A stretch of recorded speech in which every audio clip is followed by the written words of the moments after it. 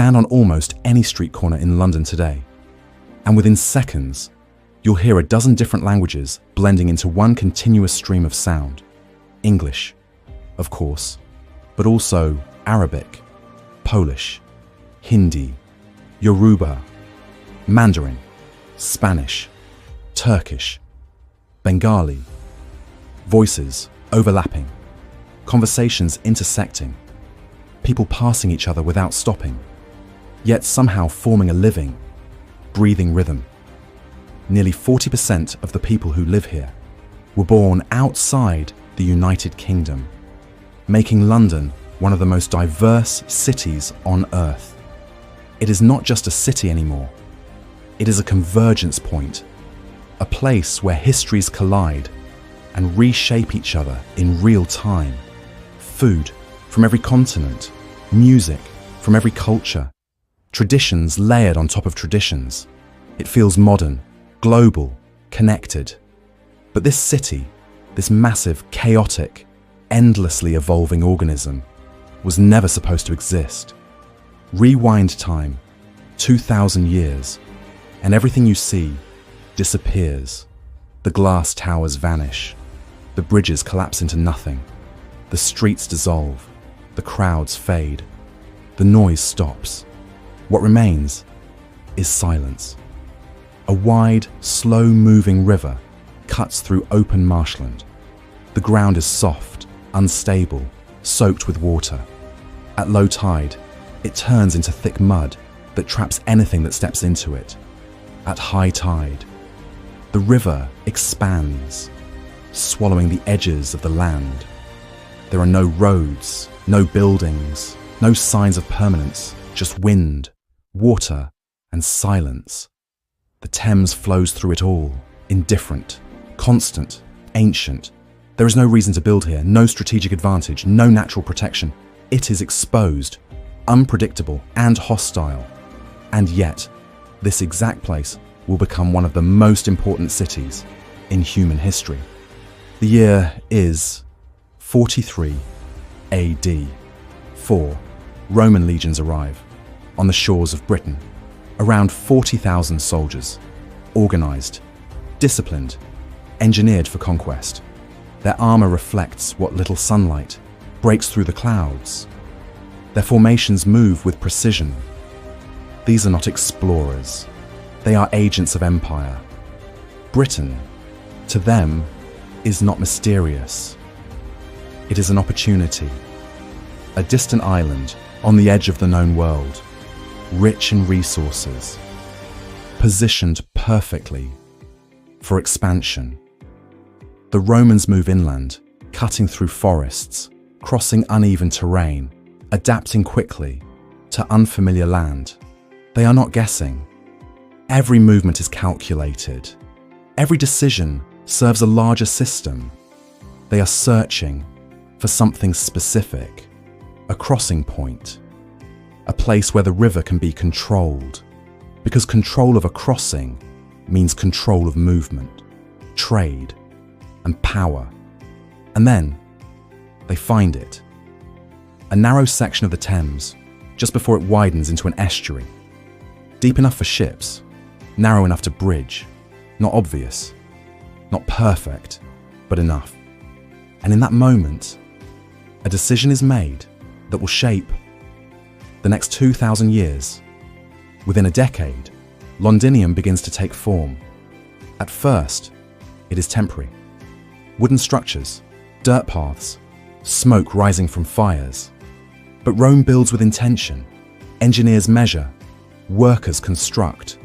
A bridge rises across the Thames, exactly where London Bridge stands today. Around it, activity explodes. Ships arrive, carrying goods, amphorae filled with wine, olive oil, grain, merchants from Gaul, soldiers from Syria, traders from North Africa. Languages collide, cultures mix, money flows. Londinium becomes a hub, a network, a meeting point of the empire. It grows fast, too fast, and then something shifts. The rhythm breaks, because far beyond the city, something is already moving. Boudica, queen of the Iceni, has had enough. The Romans have humiliated her, stripped her of power, and she responds with fury. She gathers an army, tens of thousands strong, and they march on Londinium. The Romans make a decision. They abandon the city, and when Boudica arrives, there is nothing left to defend it. The destruction is total. Fire spreads through wooden structures. Streets become corridors of flame. Smoke chokes the air. Within hours, Londinium is erased, reduced to ash. Beneath modern London today, archaeologists have found that layer, a red-black scar in the ground, proof that the city once burned completely. But Rome returns. It always does. And this time, it rebuilds stronger. Stone replaces wood. Massive defensive walls rise. Streets are organized. Infrastructure expands. Londinium becomes a true Roman city. Amphitheaters, bathhouses, forums. At its peak, around 60,000 people live here. The largest city in Britain. This is no longer a frontier. This is Rome. But empires collapse. By 410 AD, Rome is breaking apart. Britain is too distant, too expensive to defend. The message arrives. You are on your own. The legions leave, and everything collapses. Trade stops. Currency loses value. Merchants leave. Officials leave. Skilled workers disappear. Within a generation, the city empties, from tens of thousands to almost nothing. The streets fall silent. Buildings decay. Roofs collapse inward. Walls fracture. Rain seeps through everything. Weeds push through mosaic floors that once displayed Roman wealth. Nature begins to reclaim the city, slowly, patiently, completely. Londinium does not fall in a single moment. It fades. For nearly 2 centuries, almost nothing happens. The city becomes a ruin, a memory, a place no one chooses to live. But the Thames keeps flowing. And rivers always bring people back.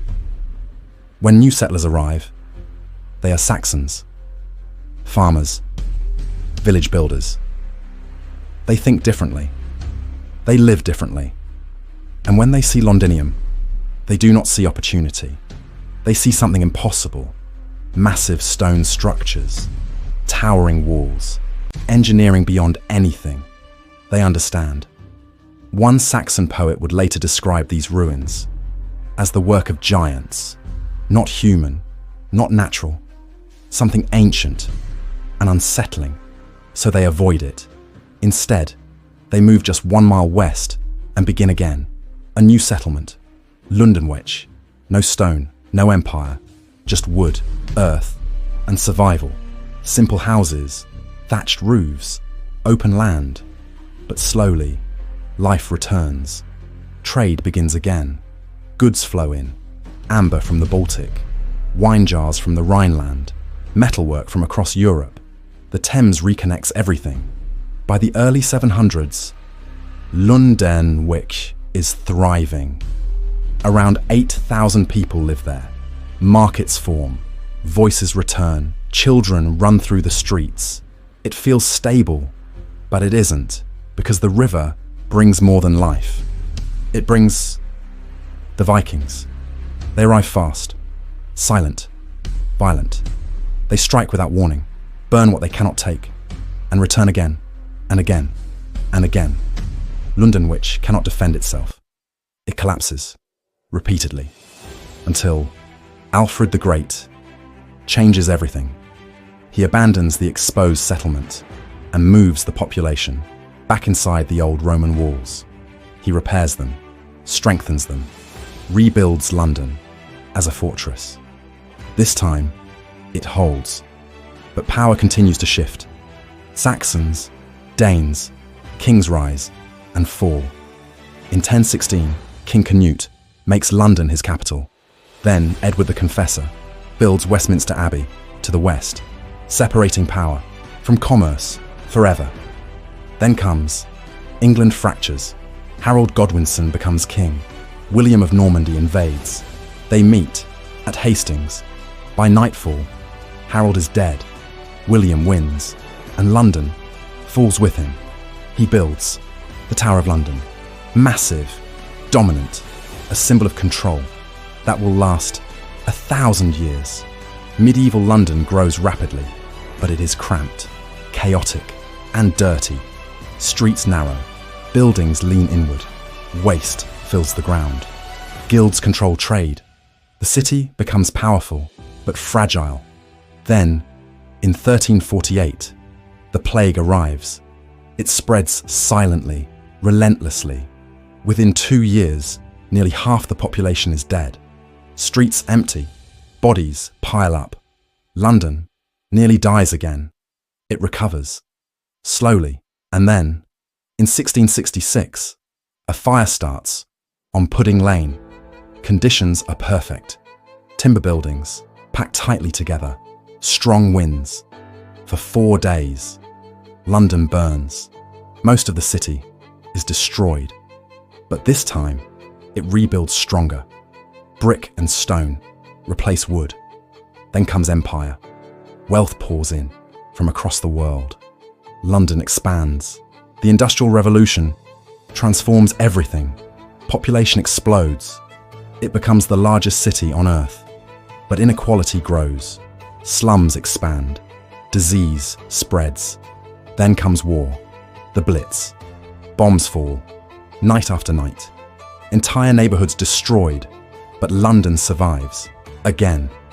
After the war, the city reinvents itself. Immigration reshapes its identity. Cultures merge. Languages multiply. London becomes global. Again. And through everything, one pattern remains. Destruction, rebuilding, adaptation, again and again. That is what makes London, London. So now, I want to ask you something. If you could step back in time and visit London at any point in its history, which version would you choose? Let me know in the comments. And if you want to see more cities brought back to life like this, make sure you subscribe, because this is just the beginning. We'll see you in the past.